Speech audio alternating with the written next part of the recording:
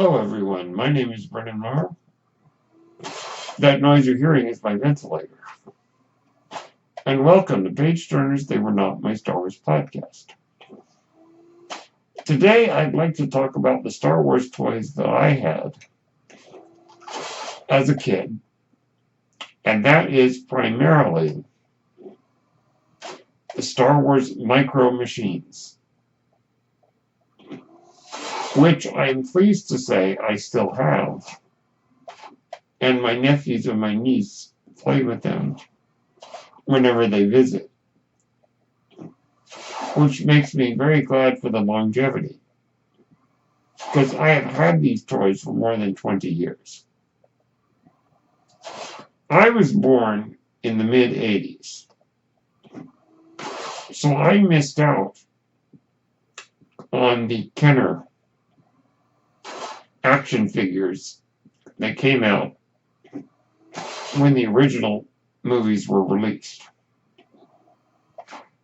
When I was in the late 80s, when I would have been very young, Star Wars had sort of lost its appeal in the sense that I think people thought the series was over. And a lot of kids, I've heard this from many people, who had the Kenner line of action figures, got rid of their toys because they thought that Star Wars was no longer a thing, and they moved on to other franchises such as Ninja Turtles. So I missed out on that. I never had any of the Kenner figures. So Micro Machines was my jam. And I'd like to list off some of the toys that I had. First off, some of the larger Micro Machines. There were these larger sets that opened up and you could put figures in. Now, I'm not going to catalog my tiny figures of characters that came with the Micro Machines because I cannot remember those. But I do remember the vehicles and ships themselves. So the larger ones, which could hold the little figures, I had an AT-AT, or some people insist AT-AT, which are the four-legged snow walkers on Hoth. I had one of those. I have it still. In fact, all of the toys I'm about to list I still have, unless stated otherwise. I had an Imperial shuttle. I have it. Its wings fold up, and the way it works is that when you hold it up, you could fold the wings in, and the landing gear are tucked underneath it. When you want to land it, you fold the wings in, and the landing gear come out. I had an A-wing, or I need to keep correcting myself. I have an A-wing, which A-wings are very interesting because I think maybe they're an underrated vehicle. Because if you recall, Darth Vader's Star Destroyer, the flagship, the Executor, was destroyed by an A-wing pilot flying into the bridge. So we had the A-wing. I had an X-wing. I have an X-wing. Now, I think, now it's funny because with the X-wing, the wingtips where the lasers are were removable.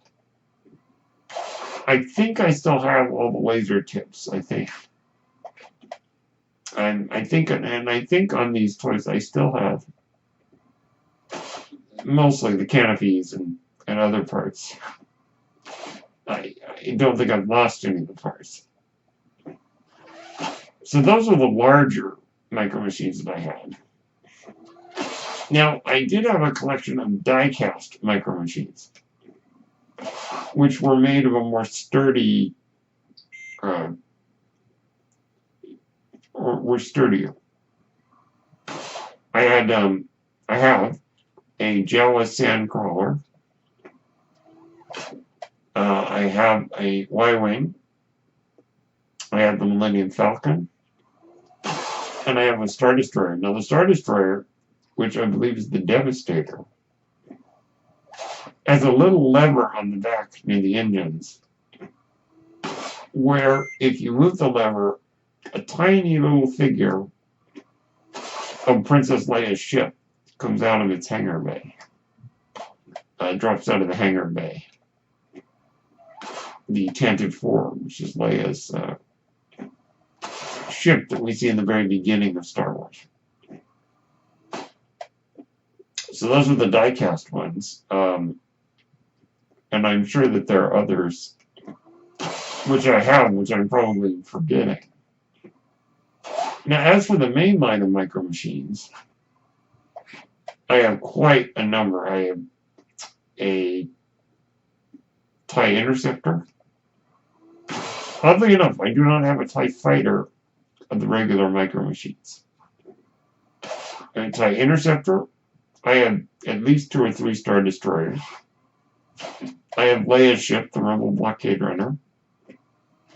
I have the escort frigates, which the escort frigate is the one that you see at the end of The Empire Strikes Back, where Luke is getting his new hand. I have one of those that's called a Nebula B escort frigate.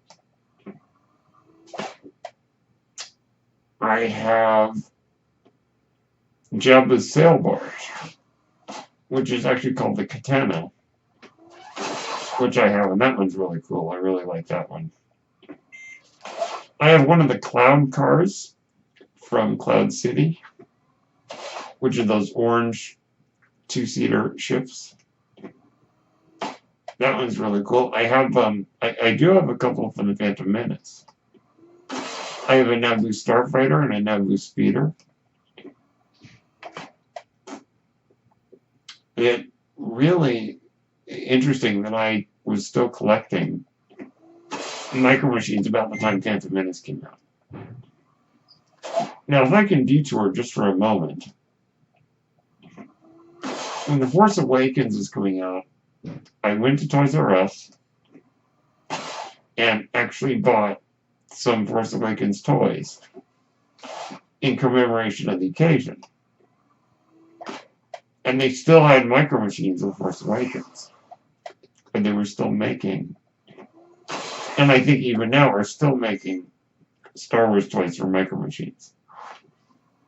So I bought a First Order Special Forces TIE Fighter, which is the one that Finn and Poe steal, where it's got kind of red painting on the cockpit, and the wings are white on the outer panels. And it's a die-cast, so it's a sturdier one. I bought that. In fact, somehow I ended up with 2 of them, and I'm not exactly sure how that happened. Because I only remember buying one. Oh, and one of the die-casts that I forgot to mention was a die-cast of just a regular TIE Fighter. And also one of the larger micro machines I forgot to mention as well, shame on me, is Darth Vader's TIE Fighter. The one that we see near the end of Star Wars. With the rounded wings. I love that one. I love the design there. But going back to the regular micro machines, I have quite a collection. I was actually just looking. In fact, I have the website pulled up in front of me. A website called Figure Realm, which catalogs action figures and toys. Now, I don't remember exactly everything that I own because I own so many. But I'll just close on this. there is a line of Micro Machines Star Wars figures that are packaged in a basically like a cardboard book.